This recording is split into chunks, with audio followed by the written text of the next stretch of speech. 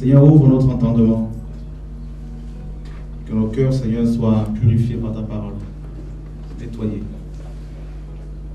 Au nom de Jésus. Amen. Voilà. La dernière fois, on a prié un peu, là, ça nous a fait du bien. C'est des réunions d'enseignement. Nous allons nous focaliser sur l'enseignement. Est-ce qu'il y a des questions?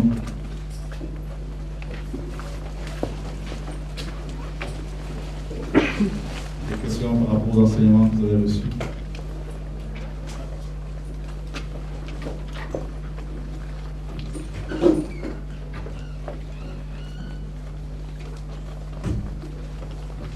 On s'est jamais vu. Est-ce que on s'est jamais vu? Non, c'est la première fois. D'accord. Ça va bien vu. Ça va bien? D'accord.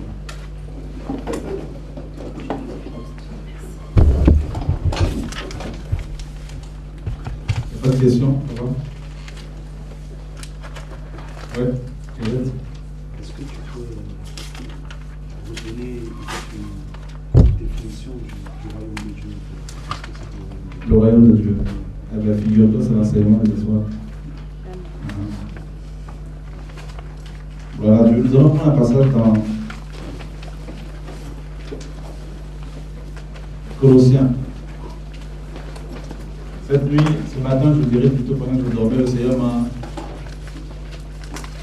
amené en Grèce, plutôt que des Grecs. Et puis, il fallait parler de développer, en fait, on me parlait du livre de Colossiens, de l'épître aux Colossiens. Alors, je lisais cet épître en grec. Et toute l'épître. Quand je me suis réveillé, le Seigneur m'a parlé du royaume, justement.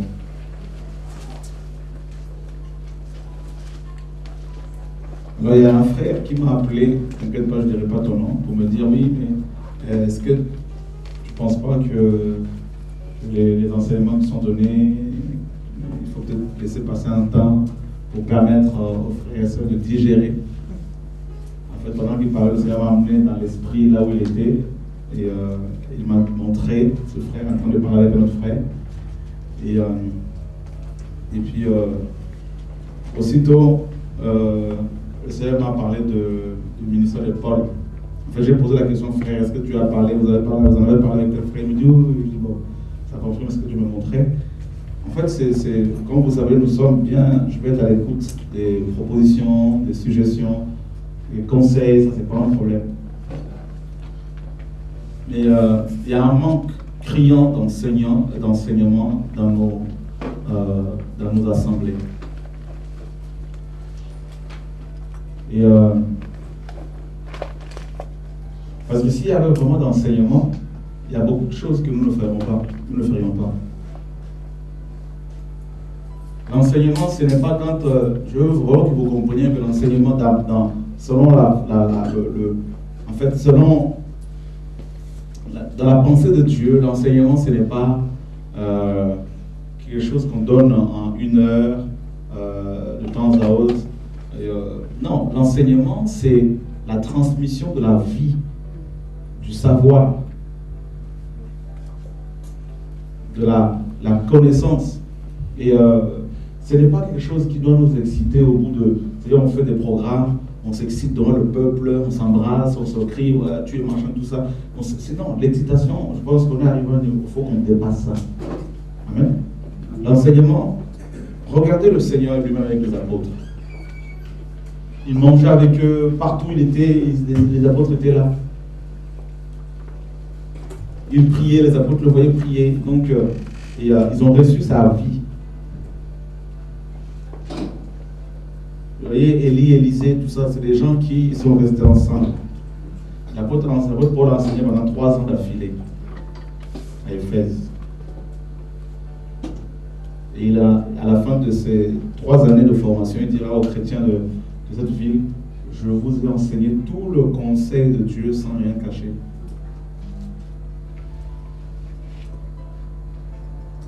Et c'est sûr que Il y a une catégorie de disciples qui disaient au Seigneur dans Jean 6, ah, cette parole est Dieu qui peut l'entendre. En gros, mets un peu de l'eau dans ton vin et voilà. Laisse-nous un peu respirer. C'est vrai, quand vous construisez une maison, il n'y a pas de temps de pause. Vous faites la fondation, vous levez l'édifice, tout ça. Aussi, regardez, nuit et jour, il était au boulot. C'est important d'être enseigné. Il y a trop d'excitation chez nous. Il y a eu trop d'excitation. C'est pour cela que nous avons eu des ministères qui s'éclatent au bout de 5 ans, au bout de 10 ans. Vous voyez? Quand on voit un pasteur 10 ans après, ou 13 ans après, ou 12 ans après, commettre des choses que les païens ne font pas, on se dit, il y a un problème. Quelque part, il y a eu un ratage dans l'enseignement où la personne n'a pas compris l'enseignement. Vous voyez? Et c'est pour cela qu'il faut l'enseignement. Comme nous sommes dans un ministère, il y a beaucoup de jeunes, alors beaucoup d'excitation aussi. Beaucoup d'excitation. L'onction, l'onction, l'onction. Recevez. Ah, je vois les anges qui tournent autour de quelque chose, tout ça. Les gens se mettent au sol. On dit, ah, l'onction est là, ça fait du bien. Ah, Seigneur. Trop d'excitation. Si les chaises ne bougent pas, il n'y a pas d'onction. S'il n'y a pas une parole de connaissance, il n'y a pas l'onction. Vous voyez? S'il n'y a pas l'imposition des mains, il n'y a pas Dieu.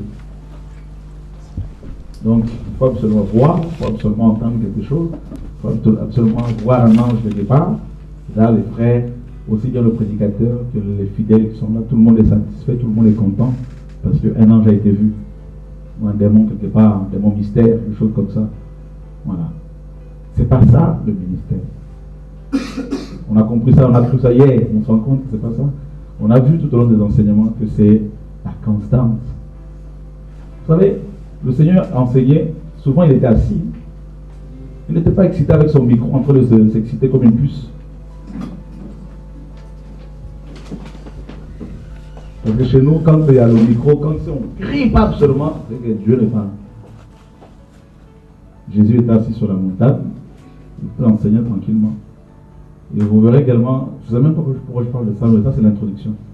Des fois le Seigneur allait dans les maisons, il enseignait tranquillement, il n'était pas là, voilà, en train de s'exciter, Pierre en train de chercher de l'eau, quelque chose comme ça, je ne sais pas pour le mettre. Il enseignait tranquillement, il parlait. Alors nous, bien sûr, s'il n'y a pas des affiches, s'il n'y a pas une équipe avec caméra, tout ça, là, donc c'est pas le ministère, il faut absolument que... Parce que c'est ça le ministère. Non.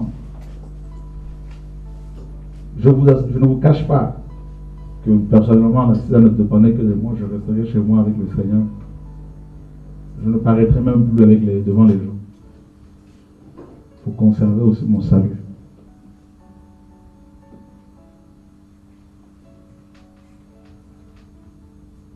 Dans Colossiens chapitre 1er,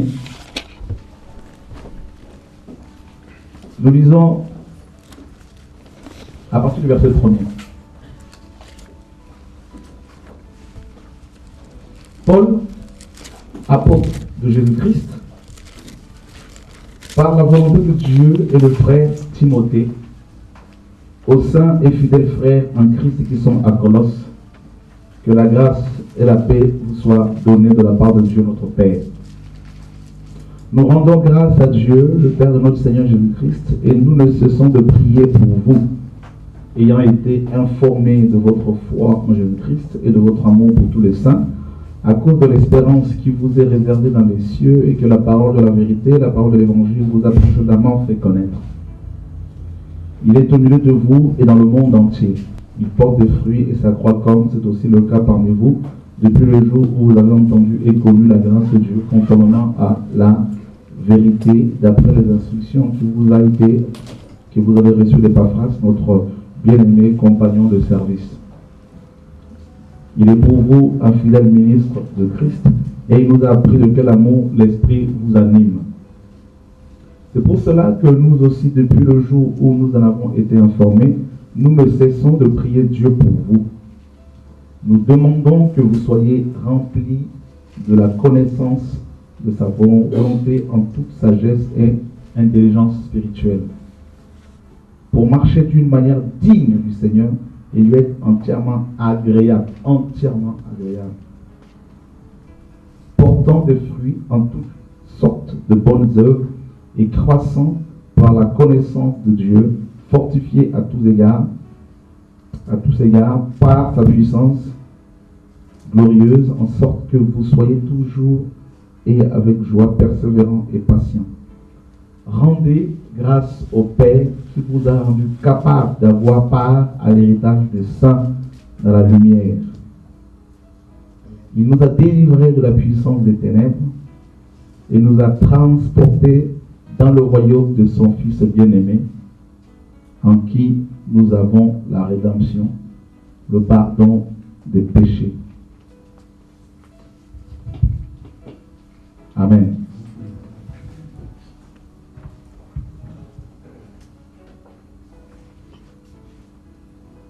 On va parler du royaume.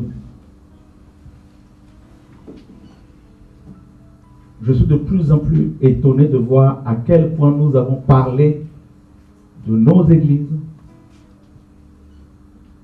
au lieu de parler du royaume. Je suis de plus en plus étonné de voir à quel point nous avons parlé, quand je dis nous, on sait qu'à l'extérieur c'est aussi souvent le cas, mais nous parlons de plus en plus, comme je vous ai dit, de nous à l'intérieur. Le royaume de Dieu.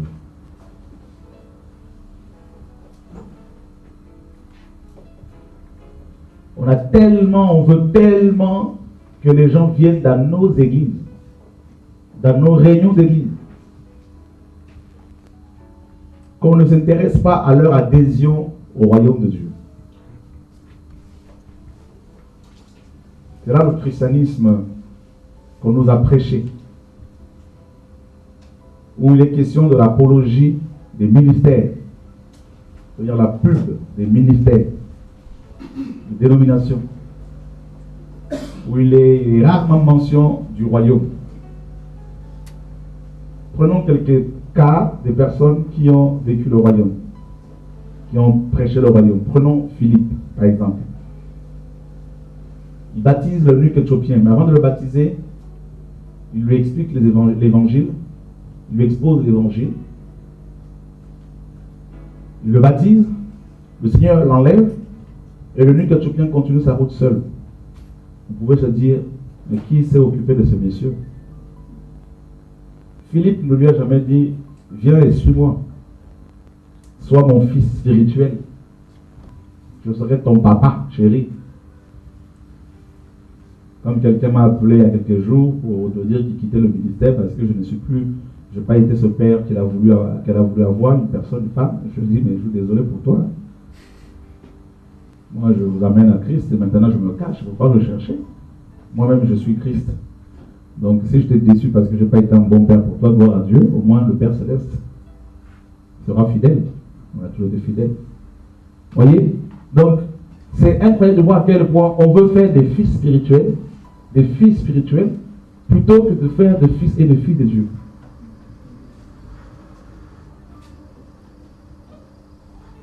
Et chacun se targue à dire, oui, moi, j'ai formé tant de personnes, moi, je fais ceci, cela, tout ça. Là. Et on me retrouve cet esprit aussi à Corinthe. Paul dira, vous pouvez avoir 10 000 maîtres en Christ. Oui, vous avez eu plusieurs enseignants. Vous avez un seul père dans la foi. Je vous ai tous engendrés. Il a coupé court à la discussion par rapport aux fils et filles spirituels. En bref, c'est incroyable de voir à quel point des pasteurs, des prédicateurs font l'apologie de leur ministère, de leurs églises locales, plutôt que du royaume de Dieu et de son roi. Donc du coup, les gens sont attachés à nous, plus qu'au royaume de Dieu. Et là, ici, quelque part, en fait, l'apôtre Paul, ici, qui n'a jamais été à Colosse, on suppose que c'est Paphras qui s'est converti lors de la mission de Paul à Éphèse, qui va être utilisé par le Seigneur pour commencer cette église. L'apôtre Paul n'avait jamais mis ses pieds à cette ville de Colosse, ville grecque, qui se trouvait à 160 km de la ville d'Éphèse.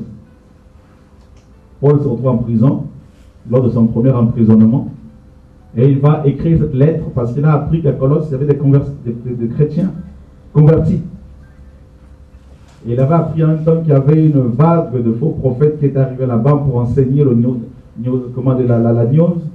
c'est-à-dire une doctrine totalement dévastatrice qui amenait les hommes à vivre dans la licence. Et l'apôtre Paul a senti le besoin, poussé par l'esprit, d'avertir ces chrétiens pour leur faire comprendre qu'ils avaient adhéré, qu'ils étaient dans le royaume de Dieu. Et cette doctrine faisait tellement de dégâts, il y avait même des gens qui étaient des partisans de cette doctrine, des prédicateurs de cette doctrine, qui allaient voir les Colossiens avec des fausses visions, tout ça. Paul le dira dans Colosse là-bas, dans Colossiens, que si quelqu'un s'abandonne à ses visions, tout ça, il faut faire très attention. Donc ces hommes enseignaient les principes élémentaires du monde. Donc du coup, les Colossiens, parmi les Colossiens, beaucoup étaient séduits. Alors Paul dit justement, rendez grâce au Père, qui nous a rendus capables, nous, enfants de Dieu, chrétiens, d'avoir part à l'héritage des saints dans la lumière. Il nous a transportés, littéralement transférés. Il nous a transférés du royaume des ténèbres. Dans ce royaume règne la cécité, l'ignorance. Il y a eu un transfert, comme lorsqu'on transfère les prisonniers d'une prison à une autre.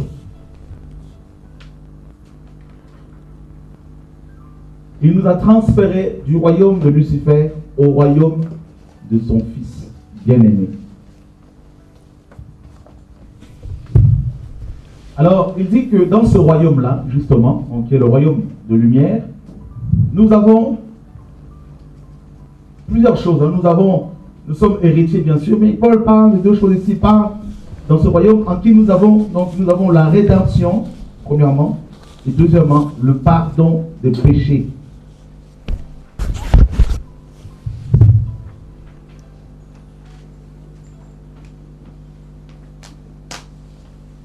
On utilise un terme fort ici. La rédemption. Alors pendant que je méditais ce passage, je me suis rendu compte effectivement que quand je regarde tous ces chrétiens qui vont dans les assemblées le dimanche, même chez nous, je me rends compte que même ces prédicateurs ici et là, très peu vivent la rédemption, expérimentent la rédemption dans leur quotidien. Et il dit qu'il nous a transférés. C'est-à-dire que dès l'instant où nous sommes convertis, nous sommes rentrés dans un royaume. Alors, pendant que je méditais, le Saint-Esprit me montrait quelque chose de précis. Vous savez, lors de notre conversion, si véritablement vous avez expérimenté la nouvelle naissance, le jour où vous êtes né de nouveau, vous avez fait tout de suite, vous êtes devenu tout de suite membre du royaume de Dieu, plus membre du royaume que de l'église locale où vous êtes. Vous vous rendez compte? Mais bizarrement, nous nous arrêtons beaucoup plus sur l'église locale. Et on se fait la guéguerre des postes, des titres. C'est incroyable. Et on nous fait croire que si on quitte cette église locale, eh ben on perd son salut. Alors qu'à la nouvelle naissance, on n'a pas dit qu'on nous a transférés dans une église. À la nouvelle naissance, nous sommes baptisés dans le Saint-Esprit pour former le corps de Christ, un corps mystique, un corps invisible. Et ce corps se trouve lui-même dans le royaume de Dieu. Mais vous allez voir que la religion nous fait croire que c'est par le baptême d'eau que nous adhérons à l'église locale. Oui, par le baptême d'eau, vous devenez membre d'une église locale, mais ça, c'est pas biblique. Ça, c'est le diable carrément qui a mis ça en place. C'est pour cela que le royaume de Dieu a été, mes amis, transformé en église locale. Donc les églises locales sont devenues des royaumes de Dieu. Bien sûr, chaque pasteur, prédicateur, prêche pour son clocher, se bat à la guerre de clocher parce que chacun cherche à maintenir son pouvoir sur son terrain local. Voyez, gagnant son pain, il ne faut pas surtout venir là-bas pour pour toucher son territoire parce que chacun a son royaume qu'il est prêt à défendre jusqu'à verser son sang. C'est incroyable. Moi, honnêtement, là, ça ne m'intéresse pas toutes ces choses-là. Honnêtement, comme je vous dis, peut-être que je deviens de plus en plus fou. Mais voilà.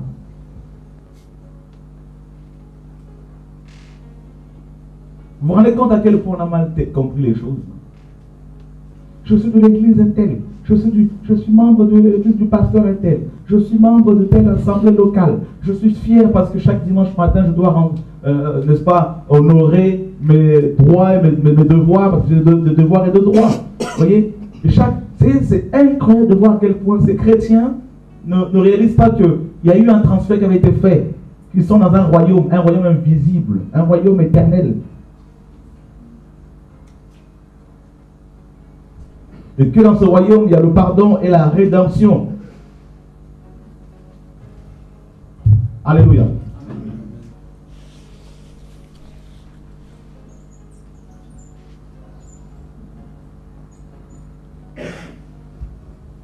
Vous savez,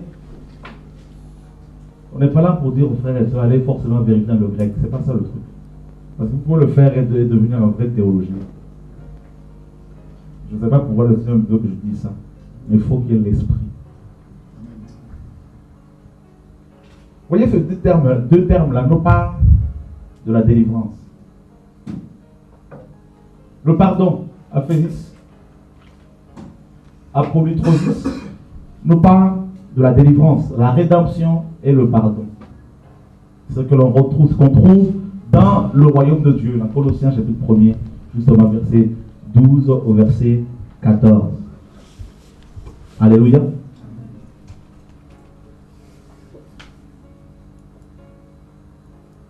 Combien de chrétiens expérimentent-ils la véritable délivrance?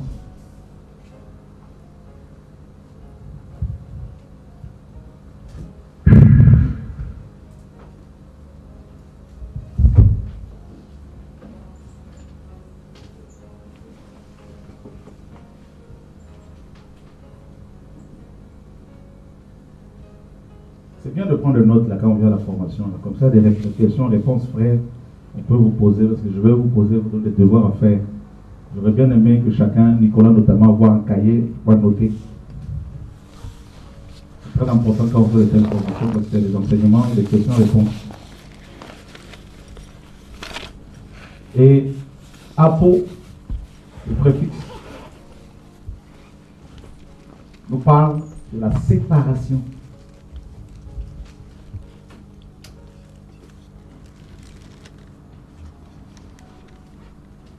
Dès le départ, le Seigneur a commencé par séparer les choses, hein, la lumière avec les ténèbres.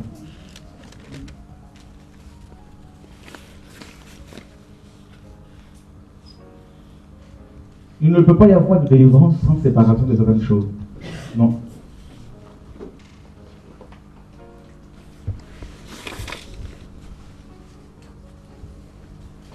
Donc, celui qui fait partie du royaume de Dieu, on était tous, comme vous le savez, esclaves, vendus au péché, condamnés à mourir, vendus au marché, agora. Et le Seigneur est venu payer la rançon, non à Satan, mais au Père, pour nous racheter. Et nous avons été délivrés. Délivrés, comme vous le savez, de quoi? De qui? Frère.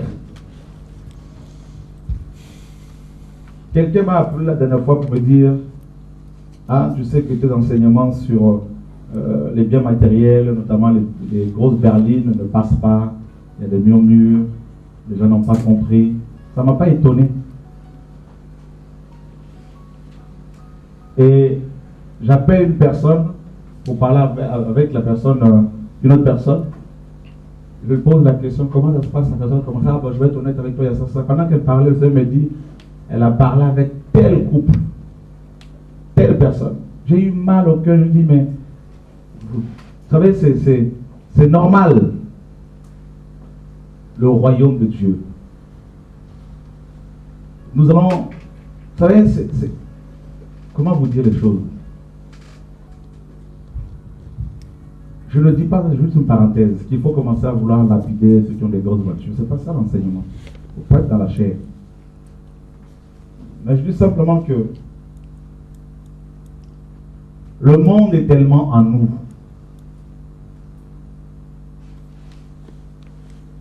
que c'est difficile que la chair accepte des fois de mourir. La rédemption, le Seigneur va utiliser un terme fort pour parler de la rédemption. D'abord, vous voyez, dans le royaume de Dieu, il y a la rédemption. Donc, on ne peut pas être membre du royaume sans vivre véritablement la rédemption. Donc, dans la rédemption, nous avons la séparation. Frères, chrétiens, regardez dans la Bible toutes les personnes qui ont vécu le royaume de Dieu. Prenez vos Bibles, lisez-la avec les yeux de l'esprit. Commençons. On va commencer par, prenons le cas d'Abraham, le père de la foi. Il est dit qu'Abraham était riche en argent, en troupeau, en argent et en or, n'est-ce pas? Mais vous verrez qu'en même temps, on nous dit qu'Abraham habitait sous des tentes. Et ça se savait pèlerin, c'est-à-dire étranger et voyageur. Et il avait les yeux sur la nouvelle Jérusalem, le père de la foi. Et vous verrez que sa richesse n'avait rien à voir avec la richesse que les hommes ont créée. On nous parle de l'argent, métal, l'or, le métal et des troupeaux. Ça n'a rien à voir, ça c'est la richesse. Il y a deux types de richesses dans la Bible, pour votre information. Parce que nous parlons du royaume, hein, donc on va brosser toutes ces choses pour que les choses soient comprises.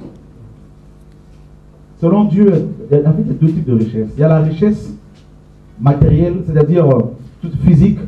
J'entends par là les animaux, n'est-ce pas, tout ce qui concerne la nature, tout ce que Dieu a créé. Les agriculteurs qui travaillent la terre, vous voyez, les éleveurs. Ça là. Quand on parle de la richesse que les hommes de la Bible ont eue, c'était ça. Regardez bien. Par la suite, il y a les enfants que les gens avaient. Le peuple juif était un peuple essentiellement composé d'agriculteurs. C'est pour cela qu'ils priaient beaucoup pour avoir la pluie de l'arrière et la première saison. Les deux périodes de pluie les plus connues en Israël. La pluie était une bénédiction pour eux, pour arroser la terre afin de pouvoir avoir du pain. Cultiver du maïs, du blé, de l'orge. Voilà la richesse que Dieu leur avait donnée. Dieu dit, je bénirai ton champ. Ils avaient des chameaux, ils avaient des ânes, ils avaient des chevaux. Tout ce que Dieu a créé. Vous comprenez? Et le deuxième type de richesse, c'est spirituel. La paix, la vie éternelle. C'est Dieu lui-même. Voilà. Et nous sommes dans un monde, bien sûr, où l'homme a détourné, n'est-ce pas, s'est détourné de la vraie richesse de Dieu. Et Satan, derrière, le royaume des ténèbres, a créé une richesse qui n'est pas de Dieu, qui n'est pas vraie. Une richesse, mes amis, qui n'a pas... C'est-à-dire, Dieu n'est pas la base de cette richesse-là. Les hommes ont créé, ont commencé à produire une sorte de richesse. Les choses matérielles, les maisons qu'ils construisaient. Vous voyez? Et tel que nous sommes actuellement, nous avons toutes les belles maisons, les villas, les freins, toutes ces choses-là qui ont été déformées, que l'homme a modifiées.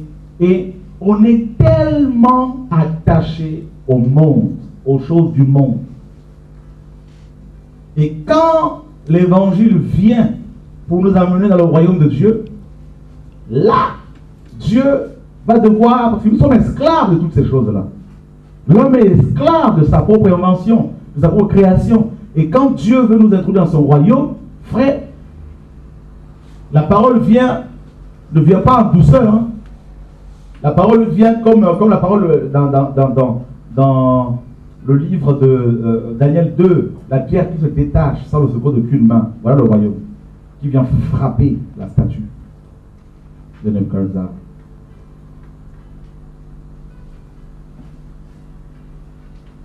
Et nous sommes esclaves du péché.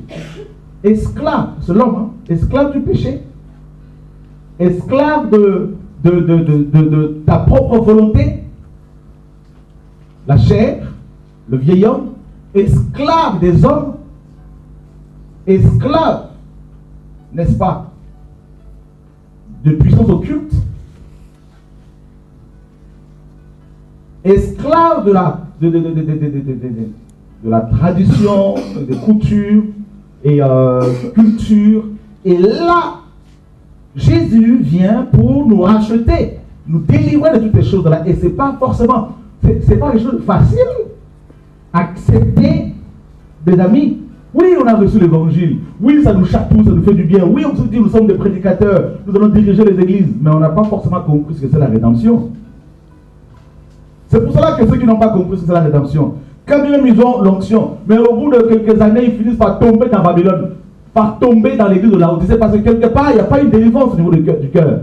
Parce que la racine là, qui est attachée à la richesse de ce monde, finit par pourrir leur cœur.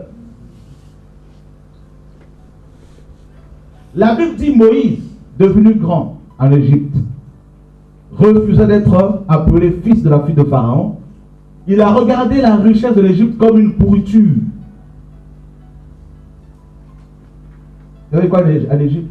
Ces grands palais que l'homme a fabriqués, toutes ces choses-là passagères. Moïse a vu l'opprobre de Christ comme une véritable richesse. Il a vu le royaume.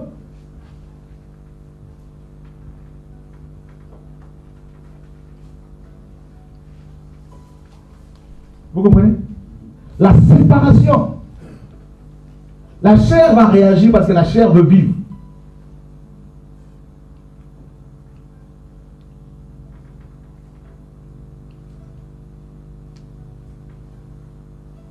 Vous voyez là le décalage entre nous et les apôtres et le premier chrétien?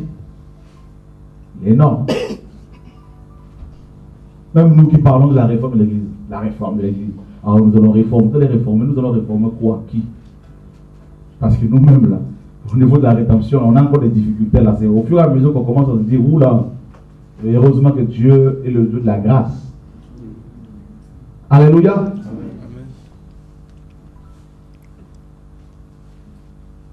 Quand on arrive dans le Nouveau Testament, on voit, mes amis, on voit des gens qui avaient été touchés par le royaume de Dieu. Regardez la transformation que le Seigneur a opérée dans leur vie. Waouh! Dans le royaume de Dieu, je vais d'abord commencer par là, par rapport au royaume. Donc, nous expliquer d'abord quelles sont les choses que nous vivons dans le royaume. Donc, la rédemption, le pardon. Dans le royaume, il y a la rédemption. Dans le quotidien, tu expérimentes la rédemption. Ça veut dire qu'aucune chose ne peut plus t'écraser, te dominer. Non. Tu n'as plus d'autre maître que le Fils qui est à l'image du Père.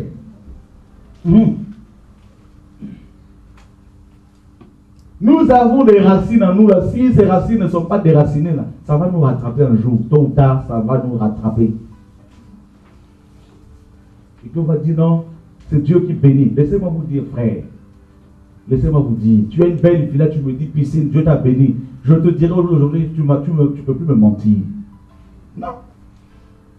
C'est pas ça la bénédiction. Il faut arrêter de mentir. Non. Bénédiction. Mais les païens, ils ont plus que ça. Donc ils sont bénis. C'est pas ça la bénédiction. Le royaume, c'est pas ça. Satan est trop obligé. Il a menti les chrétiens et les prédicateurs qui disent c'est ça l'influence du royaume, c'est ça, machin, tout ça. C'est faux. Parce que le pape, il a tout ça. Il n'est pas béni. C'est pour cela que Ephésiens 1:3 nous dit que béni soit le Père de notre Seigneur Jésus-Christ qui nous a bénis de toutes sortes de bénédictions spirituelles dans les lieux célestes. Donc, quand tu as vu là, il ne faut pas dire Dieu t'a béni. Parce que le pauvre là, qui craint Dieu, qui n'a pas ça, il va dire Dieu est injuste. faut dire j'ai travaillé.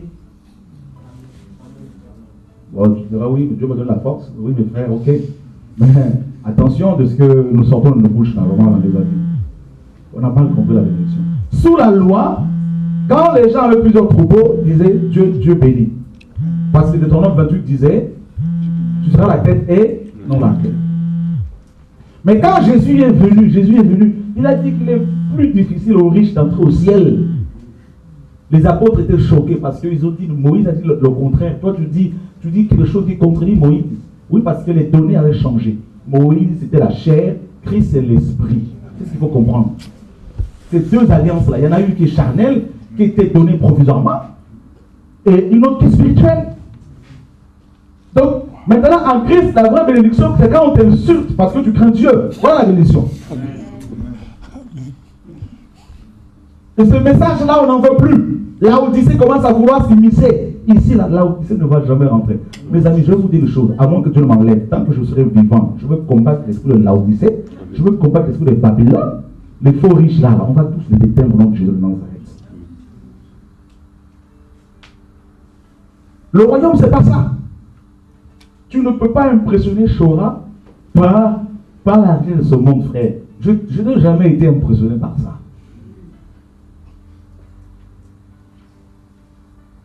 Est-ce que quelqu'un me comprend? Amen.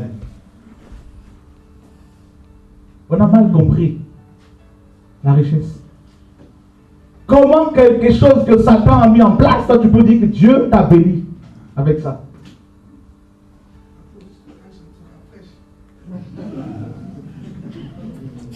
Non, mais ça va délivrer les jeunes ministres.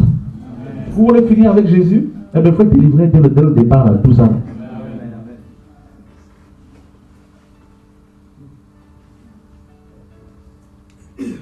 C'est le détachement. Quand on parle du peuplement, là, l'évangile te dépouille. Regardez dans Hébreux 11, on l'a vu la dernière fois, non? Ils étaient dénués de tout, ces gens. Moïse a vu la richesse de Pharaon, il a vu ça comme une honte. Il a laissé poursuivre Jésus. Les gens disaient, tu étais malade. Comment tu peux vivre avec les Hébreux qui sont pauvres, selon les hommes, alors que tu peux vivre ici dans l'opulence? Moïse voyait plus loin. Depuis 26 ans que je sers le Seigneur, toutes les personnes qui étaient attachées au bien de ce monde ont perdu leur grâce. Je dis bien toutes sans exception. Parce qu'à un moment donné, le message commence à le modifier. C'est pas ça le royaume.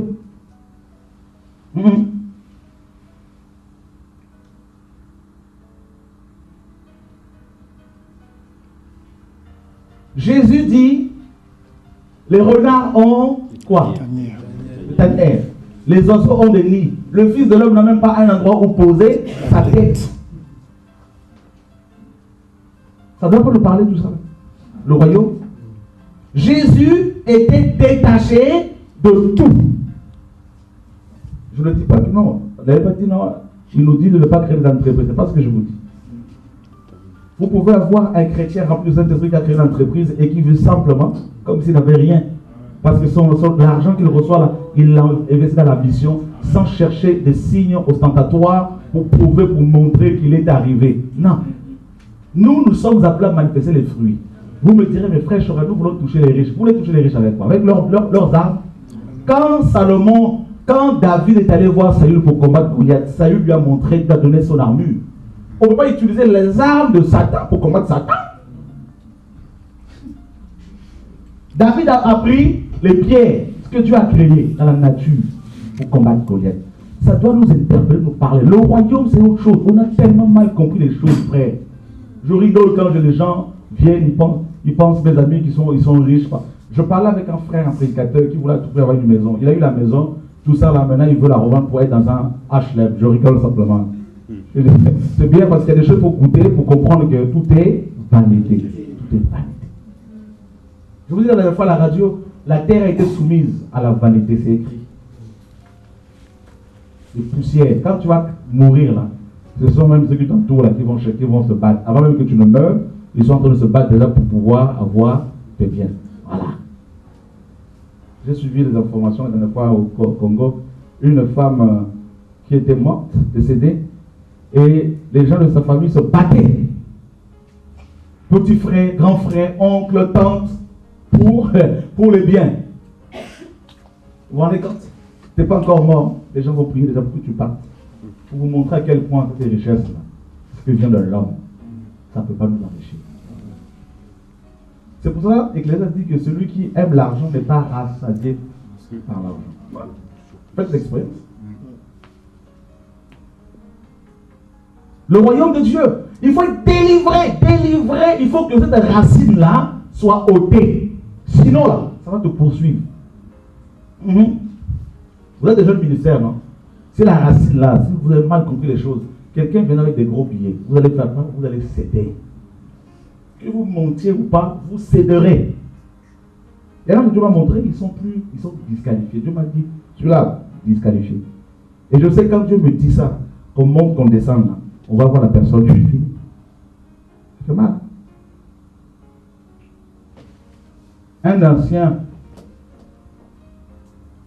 Un frère, avec qui on a travaillé, il y a de cela des années. Ce frère était toujours ancien. Ils ont pris en otage une des assemblées que Dieu m'avait fait implanter. Alors, parce qu'il n'était pas encore délivré des choses du monde. Le royaume. Il y a des anciens qui sont venus me voir pour dire non, il faut qu'on récupère cette assemblée. Je leur ai dit, il faut laisser. Ils sont partis. Il y a 2 mois et demi, je dormais, je disais au Seigneur, ces gens ont fait quand même beaucoup de mal. Hein. Dieu me dit dans le songe, garde le silence, j'ai déjà jugé ce monde. On m'appelle il y a 4 jours pour me dire, le bras droit du monsieur en question, là, qui a pris en otage l'église, m'appelle un ancien pour dire, il y a un ancien qui vient de mourir là, il y a 2 mois. Comme ça, une mouche est passée juste devant comme ça. Et là, il n'y a plus rien. Il dit, il n'y a plus rien. Moi, je me suis retiré. Je lui ai dit, ça va fermer le royaume. Pourquoi? Ce monsieur a suivi les gens qui sont venus. Tiens, grosse voiture. Il fait construire un petit noyau des donateurs. Il n'a pas compris ce que c'est le royaume. La rédemption, là, c'est-à-dire que quand tu expérimentes la rédemption de le royaume, tu marches avec la mentalité d'une personne délivrée. Délivrée, détachée. La délivrance, c'est le détachement du monde. Tu es dans le monde, mais tu n'es pas du monde. Tu ne marches plus selon les principes du monde. Tu ne marches plus selon le train de ce monde. Quand les gens disent que ça, c'est l'argent, toi, tu dis ça, c'est la pourriture. C'est ça le royaume. Je ne sais pas si je me fais comprendre. Amen. Parce que vous aurez les gens qui viendront jeudi, hein, vous aurez les gens qui vont avec beaucoup de sous. Comment vous allez gérer ces gens? Ils vont vous impressionner. Vous allez commencer à vouloir aller manger chez eux. Vous liez l'amitié avec. Quand Naaman est venu avec sa richesse, là, Élisée a vu pourriture à l'être. Parce qu'Élisée avait compris le royaume. Regardez Élisée. Vous pensez qu'Élisée, avec l'onction qu'il avait, ne pouvait pas être avec des rois? Il était toujours caché. Voilà le royaume. Des gens qui étaient... Vous savez, quand vous voyez les gens qui sont dans le royaume, véritablement, ils ne sont plus sur terre. Vous n'allez pas les comprendre. Ils ont un langage autre. Ils ne sont plus... Vous ne pouvez pas les impressionner. Le royaume, c'est la rédemption. Tu es délivré du monde. La délivrance du monde, ça c'est un gros problème que beaucoup de ministres de Dieu rencontrent. Être délivré du monde. Le monde, avec sa convoitise. Le monde avec ses belles paroles. Le monde avec sa richesse. Le monde avec sa gloire. Donc, si Jésus nous a transféré là, le transfert là, c'est pas une... Et la parole vient, te brise ce lien là qui nous attache, qui nous lie à la terre. Et Jésus nous délivre de cela. Donc nous vivons dans 2 réalités différentes. Nous sommes dans une réalité spirituelle, le royaume, assis dans le lieu céleste, et dans une réalité physique. Donc maintenant, il faut que la réalité spirituelle domine sur le physique. Or, c'est là que ça coince avec beaucoup.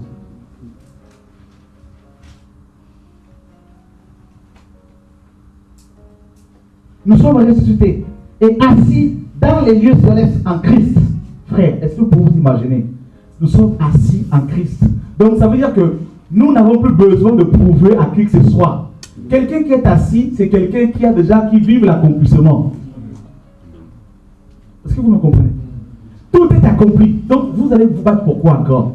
Vous allez commencer à prouver, à prouver quoi? À qui?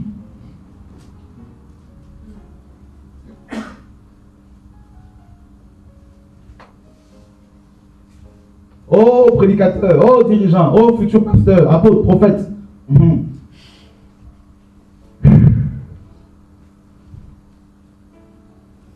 Satan vient. Il dit à Jésus. Le Seigneur nous dit la parole, il était rempli du Saint-Esprit. Il a été poussé dans le désert pour être tenté. Chacun de nous a la même histoire avec le diable.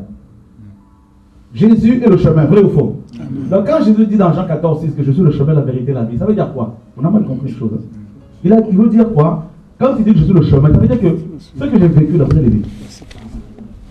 Si Satan m'a conduit dans un désert pour être tenté, vous passez par ce chemin. Et quand maintenant, ce chemin de la tentation, c'est quoi? On nous dit, il y a eu 3 types de tentations. Il y a eu d'abord le ventre.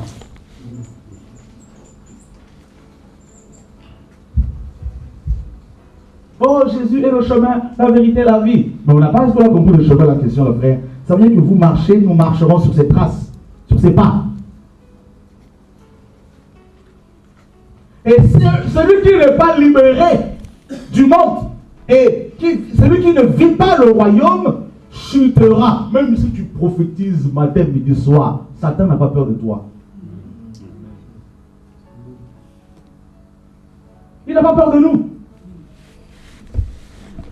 Il va jongler avec toi, alors que tu connais la Bible, hein, il va jongler avec toi matin, midi, soir, et tu ne vas rien comprendre. Satan vient, il dit à Jésus, si tu es fils de Dieu, ça veut dire quoi? Ah, si tu es un pasteur, si tu es apôtre, démontre que tu es apôtre. Le royaume. Prouve aux gens que tu as l'onction. Oh, je sens une onction ici. Recevez, recevez. Qui t'a dit qu'il faut faire ça ce jour-là?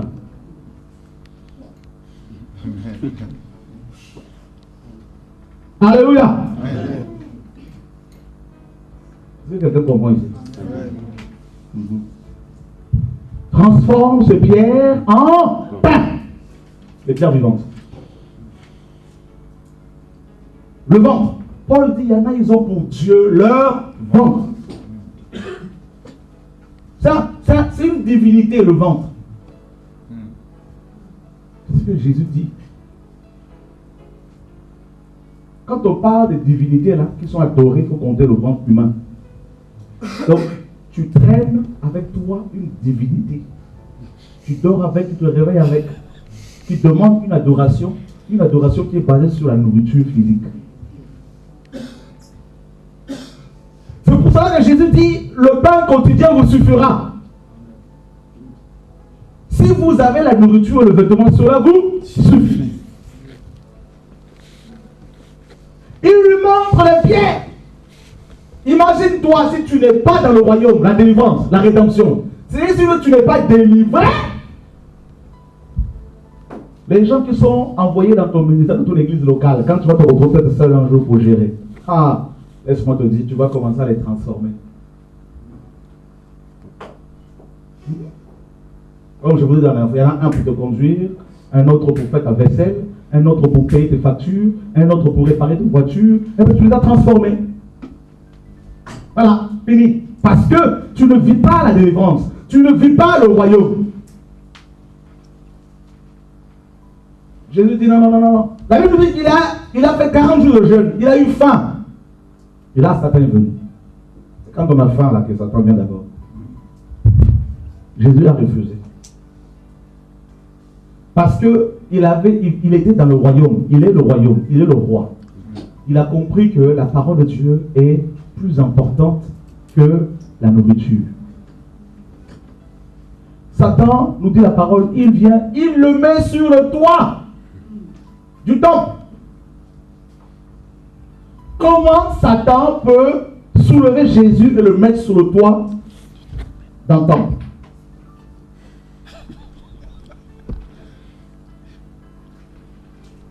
Et il lui dit, j'ai quoi? Le royaume. Il va ordonner à ses anges de venir te recevoir, te réceptionner. Là, là, si tu n'es pas dans le royaume, là, tu vas devenir ici, là, tu vas devenir le pape. Vous voyez? C'est ce que Satan voulait faire. Le dirigeant de l'église émergente, il a voulu transformer Jésus en dirigeant de l'église écuméniste. Et cette tentation-là, on l'aura également. Comment faire pour achever correctement la mission? Frère, il faut vivre la rédemption dans le quotidien. Parce que la chair a tendance à partir. Ah oui. Je vous l'ai dit la dernière fois, les gens qui tombent, là, les pasteurs que nous avons décriés, que vous décriez dans vos églises, tout ça, là, dans vos messages, là, ils ne sont pas tous mauvais, ils n'ont pas tous commencé comme ça. À un moment donné, dans leur vie chrétienne ministérielle, ils ont perdu la notion du royaume. Là, c'est fini. C'est-à-dire, la rédemption, la Bible dit que nous avons été transférés dans le royaume du Fils. Et dans ce royaume, nous avons d'abord la rédemption. Donc, ça veut dire que aucune chose, aucune personne, aucune institution ne peut dominer sur toi. Ne doit dominer sur toi.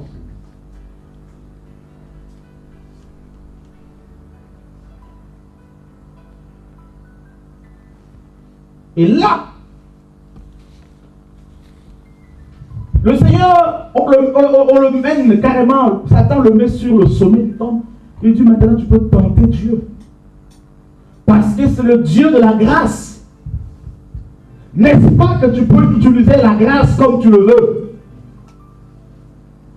Pêche avec préméditation. Dieu te pardonnera, c'est pas grave. Il est amour.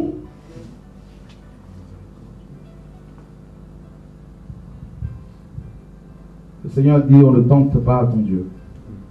Il est écrit, il ne faut pas tenter ton Dieu. Satan nous dit la parole, troisièmement, il lui montre en un instant, en un clin d'œil.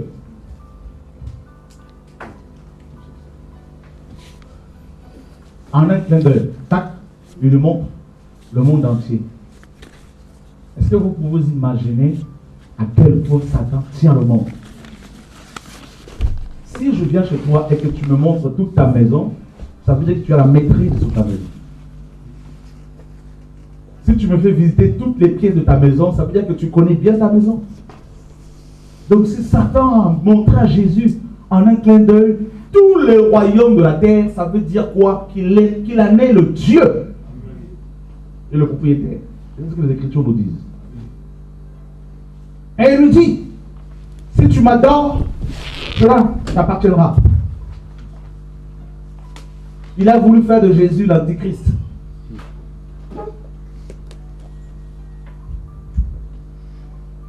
Le faire régner avant le temps du Père.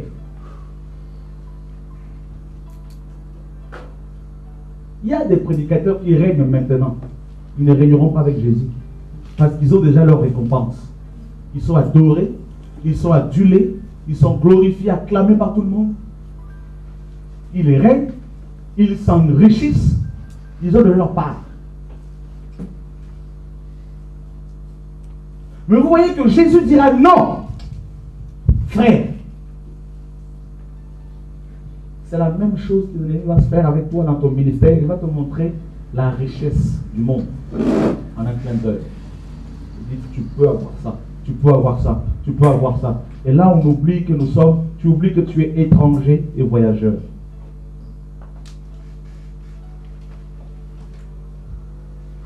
Alors pour ne pas tomber dans cette tentation, il faut comprendre le royaume. Il faut expérimenter le royaume dans ta vie. Je dis bien, tu peux être membre d'une église locale. Tu peux être dirigeant d'une église locale. Tu peux comprendre, maîtriser quelques versets. Avec la grâce que Dieu nous fait, tu peux manifester les dons. Faire tomber les gens. C'est pas ça qui impressionne le Seigneur. Et tu peux faire toutes ces choses-là et ne pas saisir le royaume de Dieu. Nicodème, le grand docteur d'Israël, estimé de tous, nous dit la parole. Cet homme-là était respecté. C'était un homme d'un certain âge. Comme je vous l'ai dit, les enseignants d'Israël, les rabbis, c'était les vieillards. Nicodème va voir le Seigneur de nuit. Et le Seigneur lui dit, si tu n'es pas né de nouveau, tu ne peux entrer dans le royaume des cieux. Comment quelqu'un qui a enseigné la Torah, qui a enseigné l'hébreu certainement, qui a enseigné, mes amis, la Kabbale, c'est-à-dire la loi orale, comment cet homme-là, qui avait une telle connaissance, pouvait être en dehors du royaume?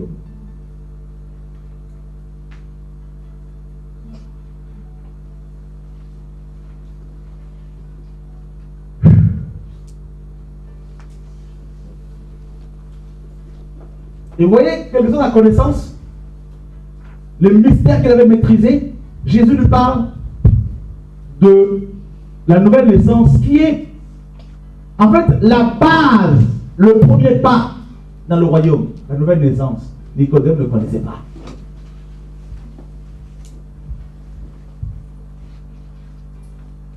Il ne savait pas ce que c'est la nouvelle naissance. Il dit, comment un homme peut-il naître de nouveau quand il est vieux?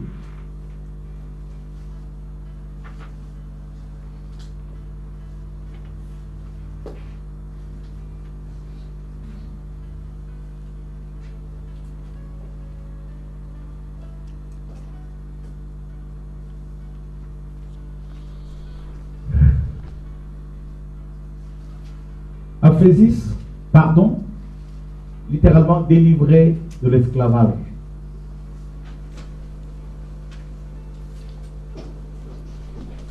Frère, ce que je vous dis, c'est capital.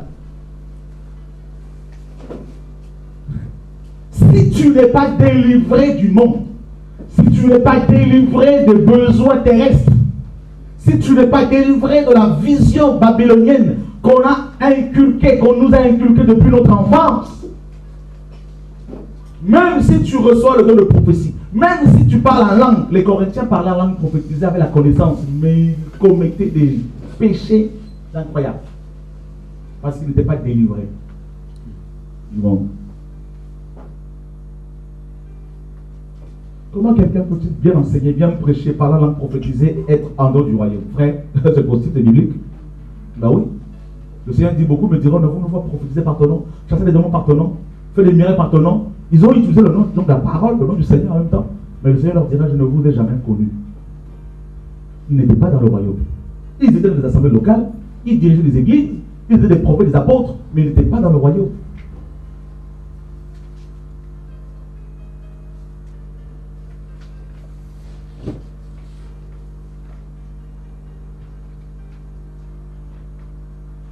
Nous sommes prisonniers de la chair. Notre esprit humain est prisonnier de la chair. Cette chair.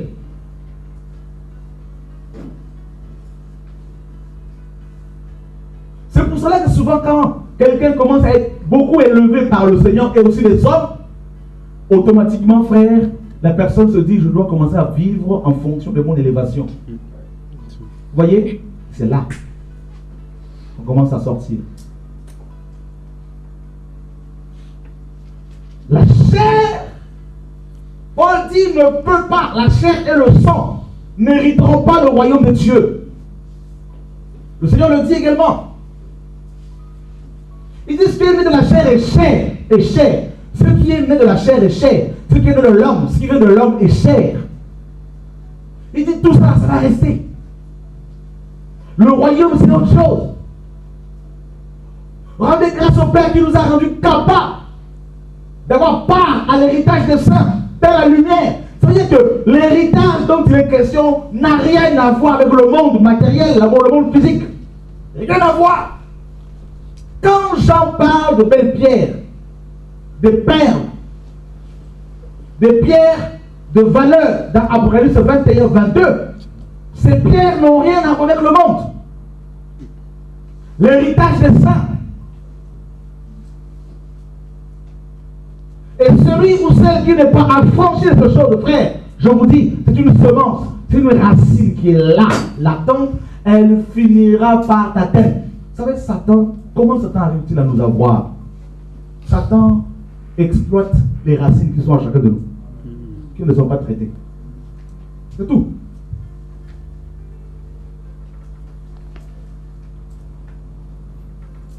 C'est pour cela, Hébreux 12, 14, 12, 15 dit, veillez à ce qu'aucun d'entre vous ne se prive de la grâce de Dieu et aucune racine d'amertume, produisant de rejetons, poussant de rejetons le produisent du trouble et que plusieurs ne soient infectés.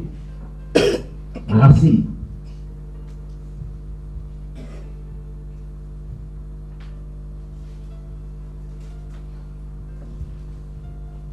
Apollutrosis, la séparation, il y a une séparation. Il y a une séparation. Et puis nous avons ici, n'est-ce pas, l'utrosis, qui veut dire la rançon, la délivrance par le paiement d'une rançon. Donc ça veut dire que Jésus a tellement souffert à la croix pour que nous soyons délivrés. Mais on ne peut plus être esclave du monde, esclave des hommes. Alléluia. Nous allons prendre un passage en question de prendre Matthieu. Chapitre 20, verset 28.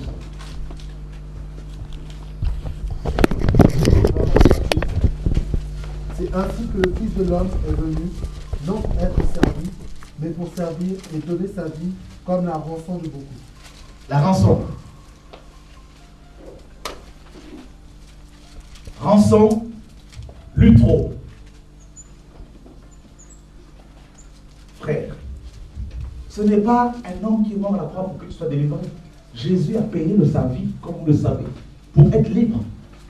Pour être totalement libéré de toute forme de pression, de toute forme de contrôle. Le royaume de Dieu, c'est la délivrance. La délivrance. Paul dit tout est permis, mais tout n'est pas utile. Tout est permis, mais je ne me laisserai asservir par quoi que ce soit. Non.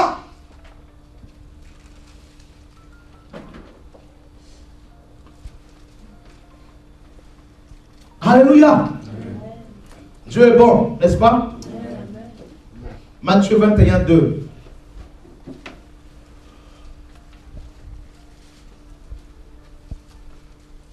Quelqu'un peut nous le lire?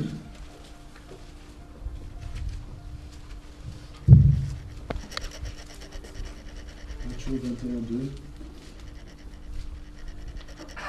Leur disant, allez à la bourgade qui est devant vous, vous y trouverez aussitôt une ânesse attachée et un ânon avec elle. Détachez-les et amenez-les-moi. Voyez, détachez-les. L'outro toujours. On a le terme l'outro, n'est-ce pas? L'outrosis ou encore l'outro, qui signifie rançon ou encore détaché. Donc ça veut dire que la rançon que Jésus a payée, c'est pour nous détacher du royaume de ce monde, du royaume des ténèbres. Donc il y a eu une libération, mes amis, une libération. Le Seigneur envoie ses apôtres libérer cet ânon parce qu'il devait aller à Jérusalem, rentrer dans Jérusalem avec. Ici nous avons une belle typologie. Jésus qui veut aller au ciel avec nous. La ville de Jérusalem est l'image du ciel. Mais il ne veut pas aller seul. Il veut aller avec nous. Or, il ne peut pas nous transférer dans le royaume céleste sans nous avoir détachés.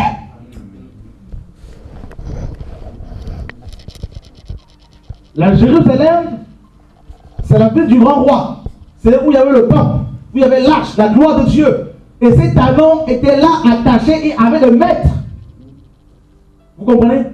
Donc cet ânon ne pouvait pas dépasser un certain périmètre. Non seulement qu'il était attaché, mais en plus de cela, il avait des maîtres qui le surveillaient.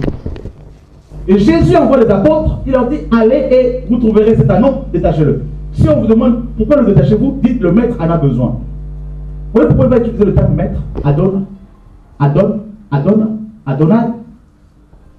Parce que cet anneau passait du royaume de ses maîtres au royaume d'Adonai. Jésus n'a pas dit et expliqué leur qui je suis, mon père, ma mère, tout ça, nanana, toute une panoplie de paroles. Il a dit, dites simplement le maître en a besoin. Il n'a même pas dit son nom. Ces maîtres-là ont compris qu'il y a maître et maître. Vous comprenez? C'est ça le royaume. Ça veut dire que Jésus envoie des ministères qui viennent annoncer l'évangile, pas n'importe quel évangile. Pas l'évangile mélangé avec les choses de ce monde, mais l'évangile pur qui te dit que le royaume de Dieu, ce n'est pas le monde. Le royaume, ce n'est pas la richesse de ce monde, frère. Non! Le royaume appartient aux violents. La Bible dit heureux les pauvres en esprit, car le royaume de Dieu est à eux. Heureux ceux qui sont persécutés. Un message pur. Et le Seigneur dit, quand vous allez libérer mon peuple, ne mettez pas trop de paroles. Le maître en a besoin. C'est tout. Et on vient et on détache l'anneau. Et Jésus monte dessus. Et les gens se mettent autour et acclament. Ce même anneau qui était lié pendant les années que personne ne voyait, le voilà maintenant monté par Jésus, transportant Adonai. Tout le monde s'écarte. Et la porte de Jérusalem s'ouvre d'elle-même. Parce que là, c'est le roi qui vient. C'est ça, le royaume, frère. Le maître est venu, nous étions liés, attachés, ligotés. La chair nous surveillait. Les démons nous surveillaient. Les coutumes, les traditions, tout ça, nous surveillaient. Les sorciers nous contrôlaient. Le monde avec sa richesse nous contrôlait. On était liés par le monde comme pas possible. On se disait, si j'ai pas telle maison, c'est pas possible. Si j'ai pas telle carrosse, telle voiture, c'est pas possible. Mais Jésus a envoyé une simple parole. Quand la parole est venue, mes amis, nos maîtres ont commencé à trembler. Et comme Colossiens 1 le dit, nous avons été transportés. Mais on n'a pas été transportés par les anges. La parole, Jésus lui-même. Et nous sommes arrivés dans le ciel, dans le lieu très saint, où il y a le trône du Père. Et là, maintenant nous expérimentons dans le quotidien la rédemption. Ça veut dire que si l'ennemi vient pour nous faire des propositions, comme il va faire Jésus, on lui dit, j'ai été délivré. Et je le suis maintenant. Parce que je suis dans le royaume de Dieu. Donc tu ne peux plus me contrôler comme tu m'as contrôlé hier.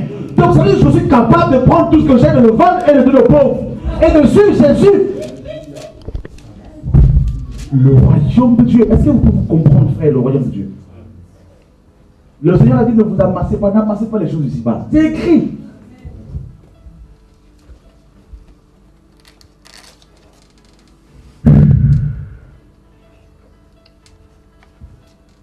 Il y a la rédemption, la délivrance. Il y a le pardon. Quand Satan vient et dit, non, tu m'appartiens parce que hier, je dis non, hier oui. Mais là, je vis le pardon quotidiennement. Parce que j'expérimente la délivrance tout le temps. C'est pour cela que quand un bishop vient et veut mettre sa main sur toi, tu dis non, je suis délivré déjà.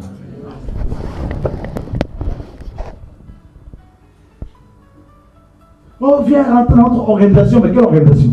Mais je suis dans le royaume de Dieu. Dans quelle organisation allez-vous encore me placer?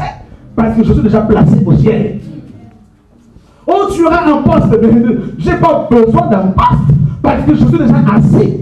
Est-ce que vous vous rendez compte qu'il y a deux positions? Nous sommes transportés et assis dans les lieux célestes. Alors, montrez-moi un lieu qui soit plus élevé que le lieu céleste.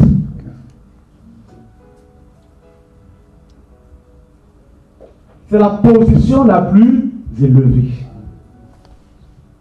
Et en Christ, et à la droite du Père, ça veut dire que peut-être que tu es là, tu es assis sur le même trône que le Créateur. Quand les 4 êtres vivants et les 24 milliards adorent Dieu, tu es assis là.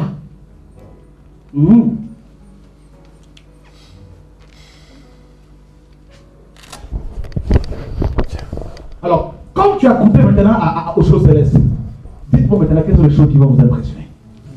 Vous comprenez la délivrance? Non, plus rien ne m'impressionne. Donc, les choses se vont m'impressionner. Frère, j'ai vu le ciel. Si vous n'avez pas encore vu les choses comme ça, demandez à Dieu. J'ai vu le ciel. Plusieurs fois. Donc, je ne vois plus.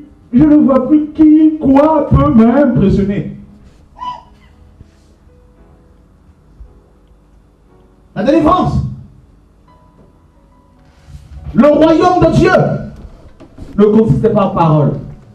C'est la justice. On a vu, vous connaissez ces choses-là. Alors dites-moi, combien de chrétiens vous connaissez des pasteurs qui vivent la rédemption? Esclaves de la corruption, de la servitude. Romains chapitre 8.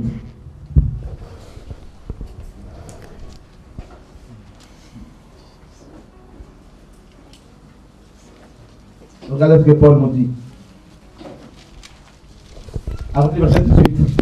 J'estime que les souffrances du temps présent ne sauraient être comparées à la gloire à venir qui sera révélée pour nous. Aussi la création attend-elle avec un ardent désir la révélation des fils de Dieu. Car la création a été soumise à la vanité. La création a été soumise à quoi? À la vanité. Vous vous rendez compte ici, frère? La création. Ecclésiaste dit, tout est vanité. Et voilà toutes ces vanités, mes amis, auxquelles notre cœur est tellement attaché.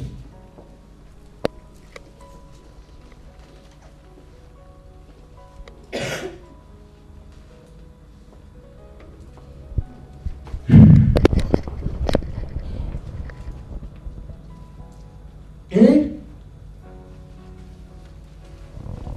non de son gré, mais à cause de celui qui l'y a soumise, Adam, bien sûr, avec l'espérance qu'elle aussi sera affranchie de la servitude, de la corruption, pour avoir part à la liberté de la gloire des enfants de Dieu. Vous vous rendez compte ici, la liberté. La terre, voyez-moi, la terre, comme Paul, en fait, Paul veut nous faire comprendre quoi? Il veut comprendre ici que, vous voyez, la terre espère. La terre, les oiseaux, les plantes, les animaux espèrent participer à notre gloire, à la liberté que le Père nous a accordée en Christ. Parce que la terre, c'est comme si la terre dit, c'est pas à cause de moi. Je n'ai pas voulu toutes ces choses-là. C'est à cause d'Adam. Moi, j'aimerais bien participer à la gloire des enfants de Dieu. C'est-à-dire au royaume. Et on dit qu'elle espère être affranchie de la servitude, de la corruption. Donc, vous voyez, c'est de ça que Jésus nous a logiquement délivrés. Parce que très peu bénéficient de cette liberté. Et on me parle de la corruption, de la servitude. Regardez combien de chrétiens sont-ils esclaves du monde.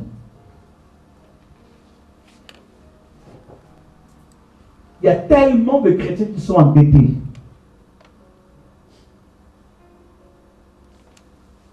C'est grave. La servitude. D'accord. Un prêt pour acheter un portable, des prêts pour acheter des vêtements, des prêts pour acheter des voitures, des prêts pour acheter des choses, je ne sais pas, ici et là. Il n'y a que ça. Que ça. La télévision qui est là, qui nous matraque matin, midi, soir. Si tu n'as pas telle chose, tu sais, c'est l'iPhone 5 qui va sortir, la pub a déjà commencé.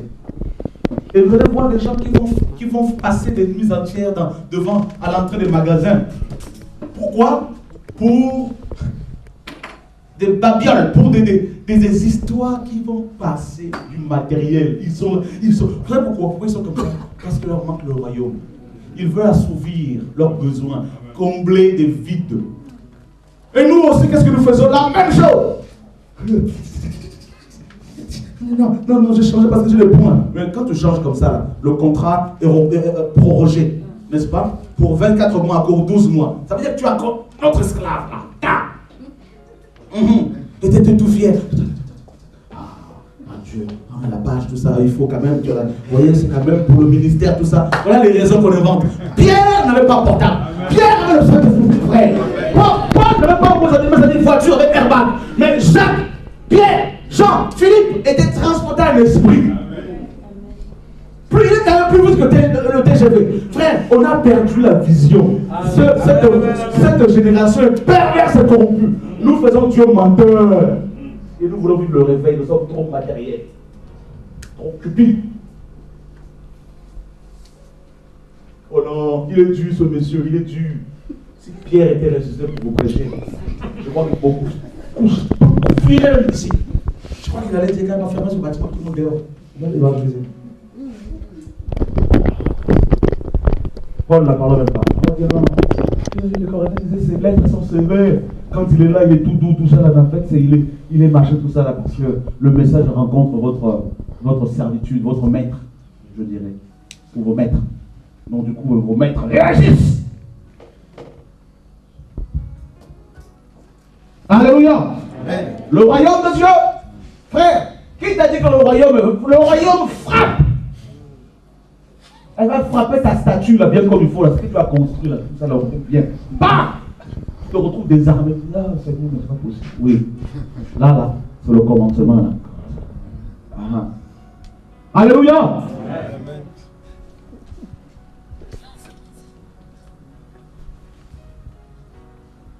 Oh Seigneur, nous voulons voir le réveil, Seigneur. Le Seigneur a dit, mais vous êtes en fait esclave. Le réveil commence par la délivrance personnelle. Amen.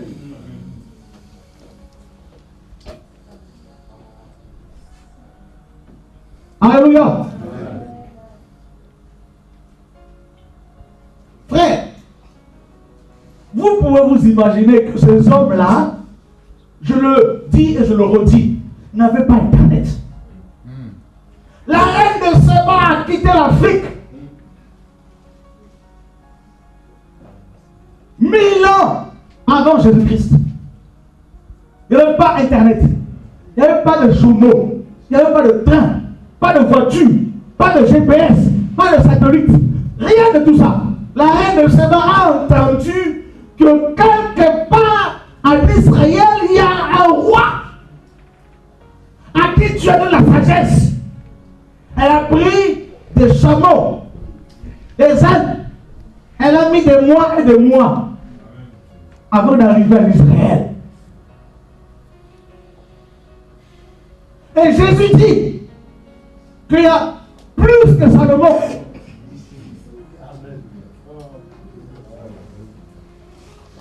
Hey my God. La sagesse infiniment variée de Dieu est venue en chair.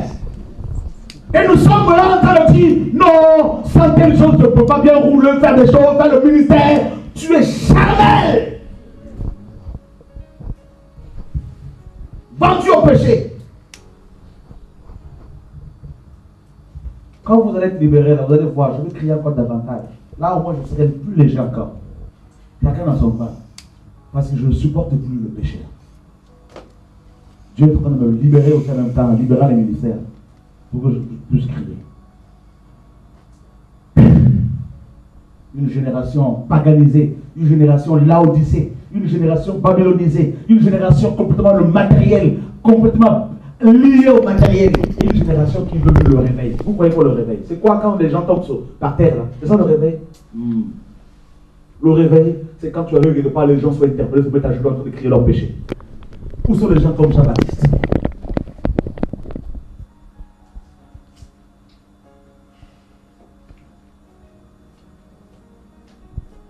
Le royaume de Dieu, frère. La reine de Séba arrive et elle dit elle pose des questions énigmatiques, plein d'énigmes à Salomon. Et Salomon a tout résolu. Jésus dit il y a plus que Salomon ici. Et cet homme de Galilée qui est le royaume par excellence, le roi des rois, nous l'avons reçu à nous. Et nous avons plein de théories. Non, frère. Transféré dans son royaume à la nouvelle naissance. On ne peut pas dire. Non, mais c'est pas possible.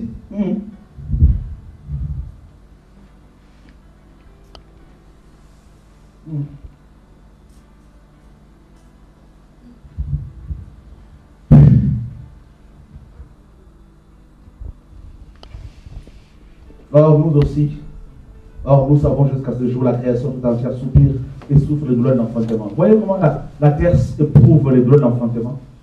Toutes ces catastrophes naturelles, la terre éprouve les douleurs d'enfantement. Elle est fatiguée à cause du péché.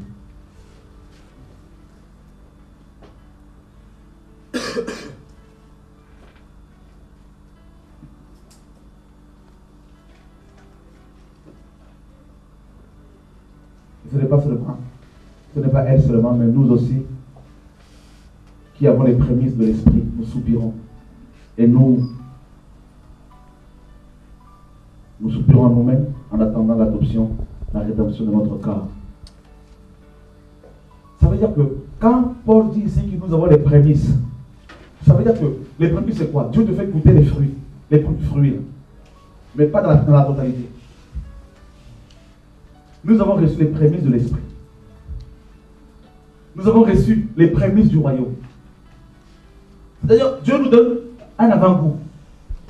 Et une fois que tu as goûté à cela, la terre ne t'intéresse plus. Le monde ne sera plus digne de toi. Non. Les gens qui aiment le monde, ils vont s'écarter devant toi. Dans le royaume.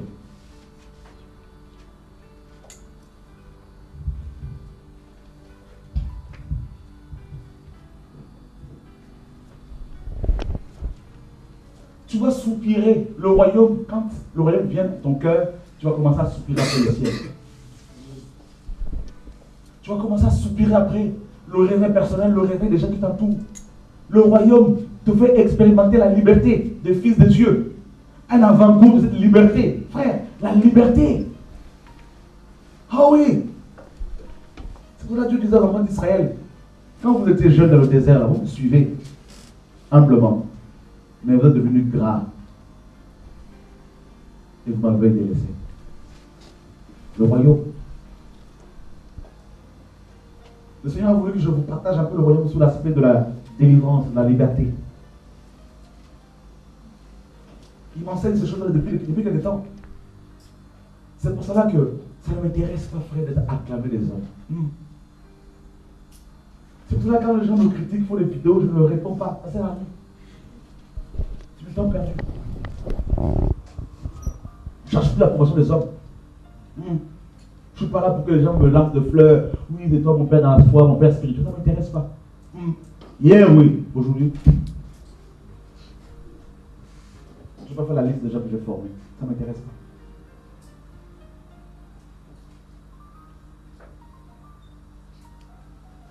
La liberté.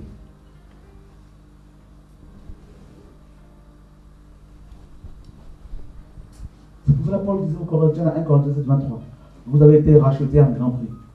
Ne devenez pas esclaves des hommes. Quelle parole! Regardez toutes ces églises. Vérifiez bien. Vous verrez que les chrétiens servent plus les hommes que Dieu. Je vous assure, il y en a qui vont louper l'enlèvement. Quand le Seigneur va revenir, il va leur dire, qu'avez-vous fait? Oh non, mais j'avais peur de dire les choses, j'avais peur de poser des questions, je sentais que ça n'allait pas, mais j'avais... Parce que la peur, la Bible dit que l'amour parfait m'a mis la crainte. C'est-à-dire la peur. Vous comprenez? Ce n'est pas un esprit de servitude qu'on a reçu. Romains nous dit. Et vous n'avez point reçu un esprit de servitude pour être encore dans la crainte, de la peur. Mais vous avez reçu un esprit d'adoption par lequel nous crions Abba Père. Waouh! Verset 15. Vous vous rendez compte, frère? L'esprit de la liberté. Hier, on était écrasé par les pasteurs. On avait peur. Peur. On voyait que là, ça n'allait pas. On disait, mais si, mais. Là, on sentait que non. Mais la liberté. Hier, on avait l'accord. Pour donner l'argent, il fallait à tout prix, n'est-ce pas? On nous mettait la pression pour donner, mais là, il y a la liberté. Non. Je ne suis pas obligé de te donner de l'argent. Mais en même temps, je suis obligé parce que Dieu me le demande. Parce que je suis ton frère, tu es ma soeur. Mais c'est quelque chose qui vient de mon cœur. Car tout ce qui n'est pas le produit d'une conviction est péché. Le royaume, c'est cela.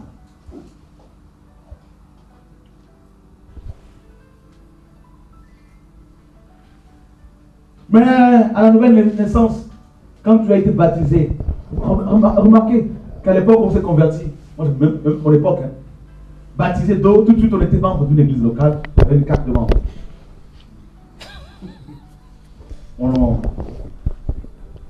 On t'a accepté dans un bâtiment d'église, dans une dénomination, et là tu étais membre de l'église locale. Tu avais ton pasteur. Mais avec le temps, le Seigneur nous fait comprendre les choses autrement. Nous sommes dans le royaume, et notre pasteur, c'est Jésus. Vous comprenez? Notre Père dans la foi, notre Père spirituel, c'est Dieu. Oui. Qui est ton Père spirituel? C'est Adonai. Le Père de notre Seigneur Jésus-Christ. Le royaume. Ça veut dire que un jour, quelqu'un m'a donné une montre en or. Ah, j'étais content. Ah, une montre en or. Alléluia, gloire à Dieu. Ça date déjà. Vous savez, j'ai toujours veillé sur mon cœur par rapport au matériel. Et un jour, je reçois un pasteur à la maison. Je me dis, prends ta montre, donne-la lui. Je vais te la chercher. Je vais lui donner. Je ne suis pas attaché.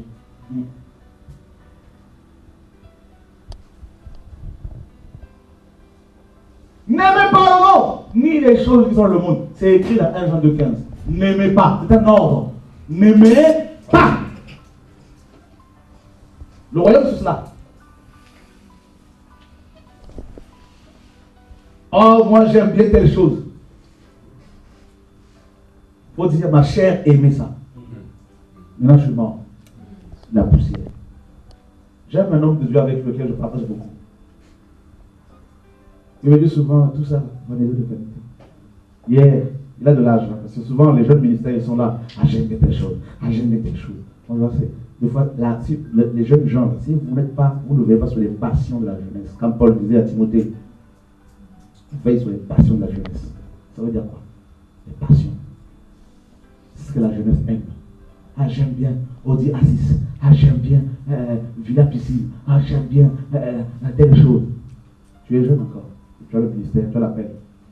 Fais attention. Commence à te discipliner maintenant. Cette chair, elle peut te conduire à l'enfer. Dis-lui, tu as été écrasé. Tu comprends? Tu as été écrasé. Oh non, je fais ce que je veux. Oh non, nous sommes libres en Christ. Oui, nous sommes libres en Christ. Attention, la liberté là, ce n'est pas vivre dans le bazar. Les temps sont compliqués. Regardez Paul. Voilà le royaume. Quand vous voyez Paul, on voit le royaume. Paul vivait comme si Jésus allait venir tout de suite. Vrai ou faux? Il a tenu bon. Ah oui. Pierre, Jacques et Jean. Frère, pour votre information, vous savez que tous sont morts exécutés. À croire que la persécution nous fait du bien. C'est pour cela que j'aurais tellement voulu vivre en Chine. Je vous assure, on ne voit pas en Chine des bishops là, tout ça là, avec des gros machins, tout ça là, tout ce qui est ostentatoire, pour montrer aux gens que Jésus est frère. Non! Ils sont dans les cavernes, ils sont dans les montagnes, ils sont dans les villages en train d'annoncer Christ, ils sont à Babouche, avec des claquettes et tout. C'est ça l'évangile, frère. Ils sont simples. Ils vivent simplement. Ici en Europe là, je vous le dis, ici en Europe, c'est Laodicée.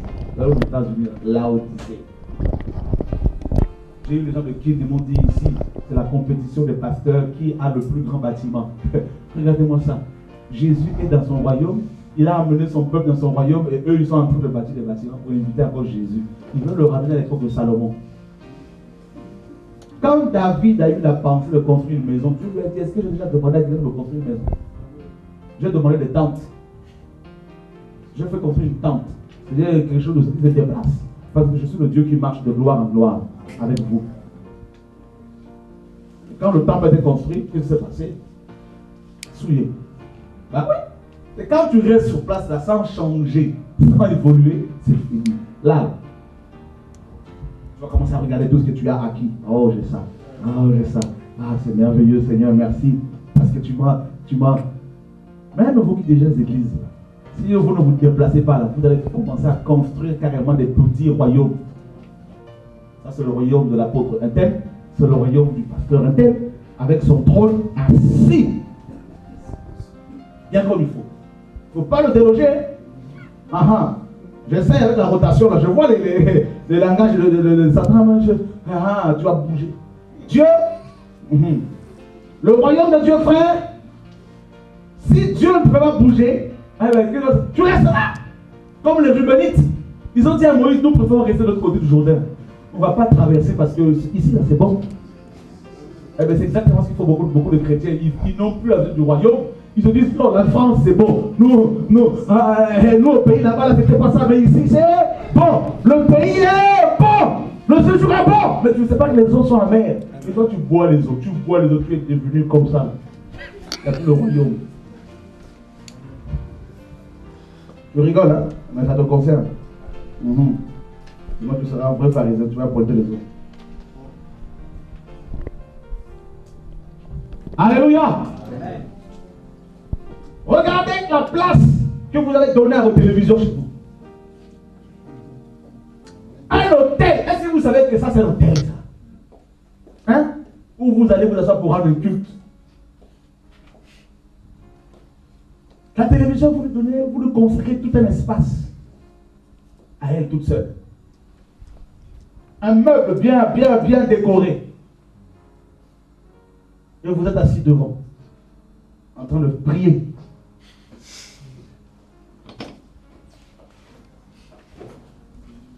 Pas beaucoup d'appels.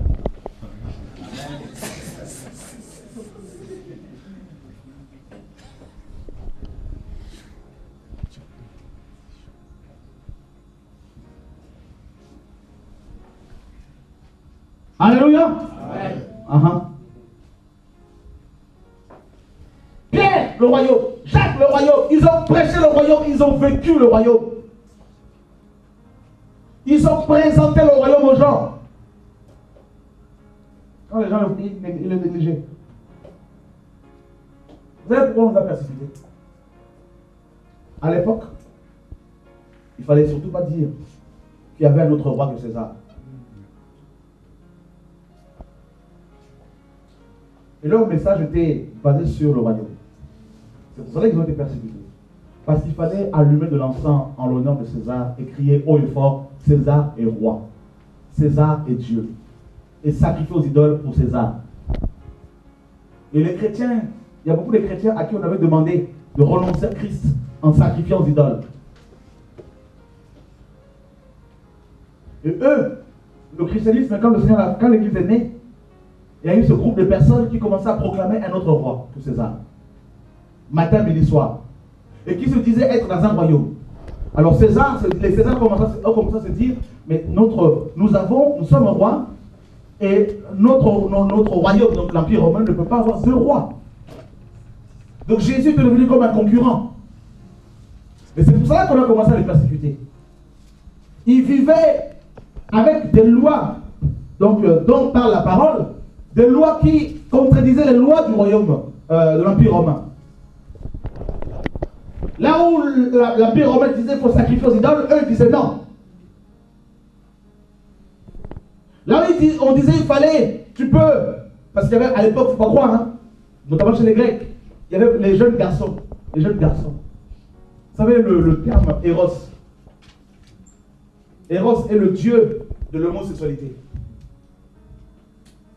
À l'époque, les jeunes garçons étaient souvent éduqués par des grandes personnes, donc chez les Grecs, et leur éducation incluait également les pratiques homosexuelles. Et on encourageait cette pratique-là. Et les chrétiens disaient non. Voilà comment on a commencé à les combattre. Vous savez pourquoi non? La plupart de vos églises, de vos pasteurs ne sont pas persécutés? Parce qu'ils se sont conformés au système de pratique. Il n'y a plus le royaume. Donc, plus de persécution.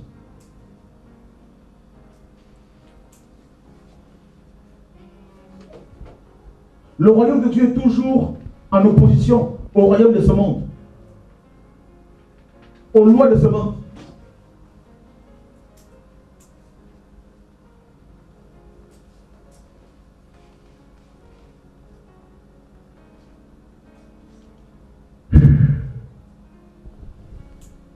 L'apôtre Paul disait dans Romains 12, ne vous conformez pas avec le présent, aux chrétiens de Rome. Pourquoi? Parce qu'il avait vu dans l'esprit que ces chrétiens allaient donner naissance à l'église romaine. Et l'église romaine, c'est quoi? C'est une copie de la Rome impériale. Ces chrétiens se sont conformés. Les empereurs romains étaient très riches. Cette église est riche. Dans le temps. Il y a plus le royaume.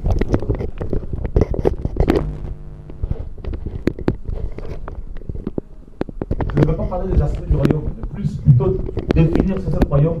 Le royaume, c'est simplement la délivrance dans le quotidien. Chez moi, j'expérimente la délivrance, je suis libre. Je suis libre. Si j'ai 100 euros, je suis libre de le donner à un frère, une sœur, sans aucune contrainte. Je suis libre de ne pas le donner à quelqu'un.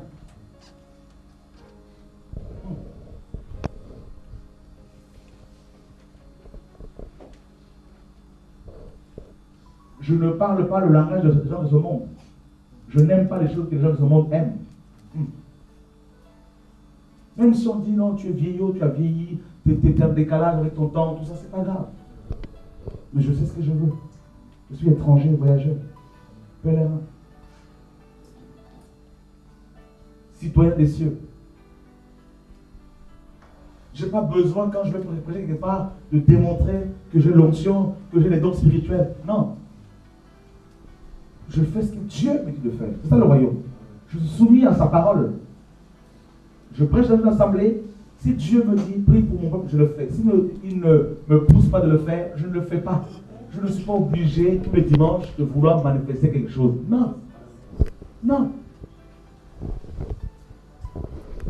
On ne va pas faire rouler les chrétiens par terre pour dire non, on a l'onction. C'est pas ça le royaume.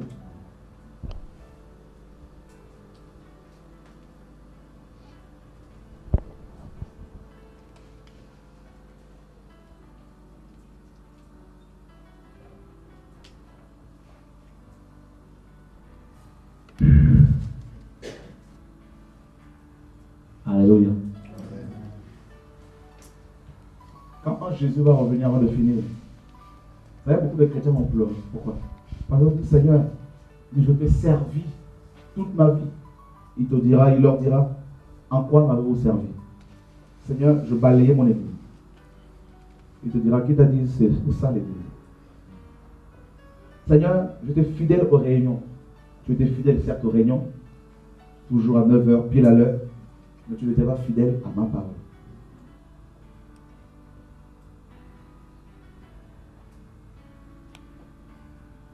Seigneur, mais j'étais là, je prêchais. Il dit, ah oui, tu prêchais. J'aurais bien voulu que tu expérimentes, que tu vis ma parole dans le quotidien, à ton travail, à l'école, plutôt que de la prêcher dans ton assemblée locale. J'aurais voulu que tu, par ton comportement, que tes voisins voient les bons fruits que tu portais. Oh, quelle surprise!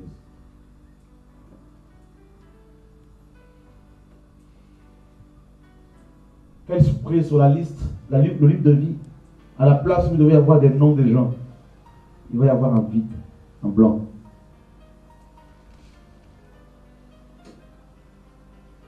Parce qu'on n'a pas cultivé la mentalité du royaume dans le quotidien. Quelle surprise ce jour-là quand le Seigneur va revenir et que beaucoup vont dire, Seigneur, mais moi j'étais beaucoup plus ami avec tel pasteur. Comme quelqu'un m'a dit il y a quelques jours, ah mais tu sais, moi je suis ami à tel pasteur, il ne faut pas trop dénoncer. Ça l'a titillé. Je lui ai dit, mais vous n'avez rien compris du royaume. Rien. Donc il ne faut pas que je parle parce que tu estimes que c'est ton ami. Vous voyez? Le Seigneur dira, vous n'avez rien compris du royaume.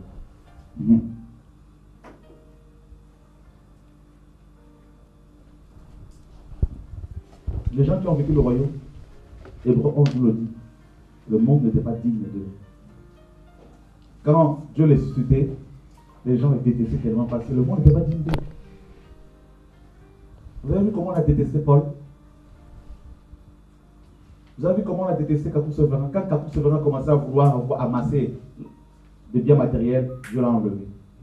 J'ai vu le couple qui soutenait son ministère. Ils sont même venus chez moi à la maison. Mais il fallait voir le péché dans ce couple. Dieu l'a enlevé. Il voulait à tout prix avoir un véhicule décapotable, Mercedes. Et c'est dans ça qu'il est mort.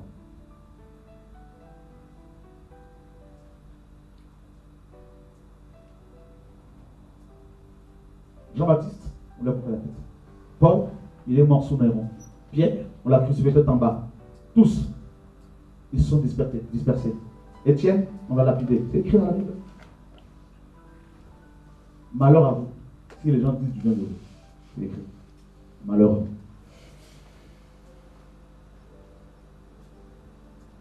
Une personne qui veut le royaume ne sera jamais aimée. On va la détester. Très peu de gens vont l'aimer. Très peu.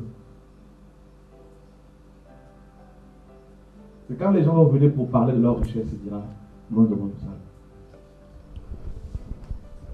J'ai vu des gens malades avec leur argent.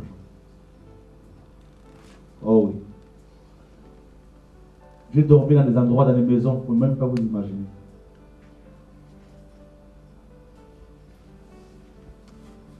Au Brésil, on était dans une villa, vous ne pouvez même pas vous dire, c'est même les murs, c'était, on avait mis du cuir tout blanc, cousu à la main, piscine. Mes amis, non. En parlant avec les gens, tu vois, ils sont malades. La vraie richesse, Satan la connaît. Le royaume de Dieu. La justice, l'humilité, la simplicité, la crainte de Dieu, l'amour pour le Seigneur, l'amour pour les frères. Où sont ces valeurs?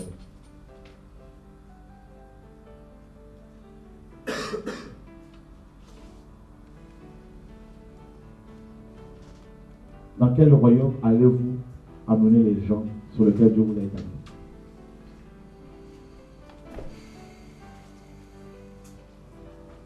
Je parlais à une personne qui me disait, non, moi je quitte le ministère de la NGC. Je lui ai dit, mais pourquoi vous dites la NGC?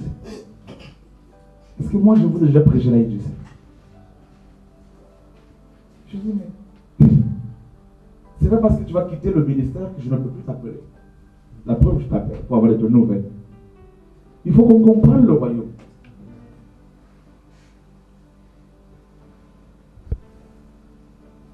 Il faut que l'on... Je ne sais pas. Y a-t-il des questions?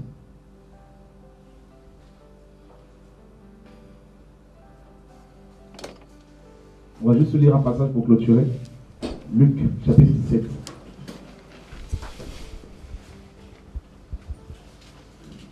Verset 20.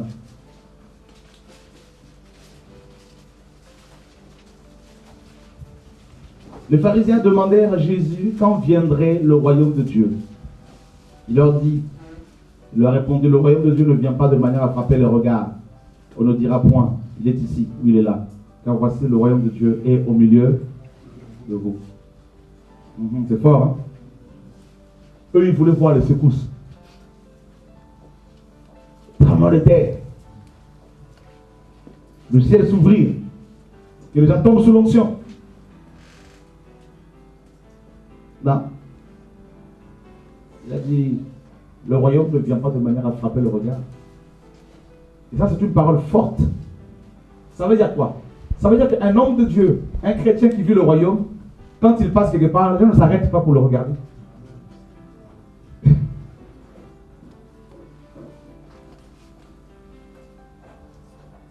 Vous comprenez? Alors, nous, comme la dernière fois, une sœur qui était venue, qui a dit, non, mais il faut que les chrétiens vivent dans l'excellence. Oh, il regarde les termes que les gens emploient. Je ne suis pas l'excellence pour toi. C'est voir des belles choses de ce monde. C'est pas ça ce qu'elle dit.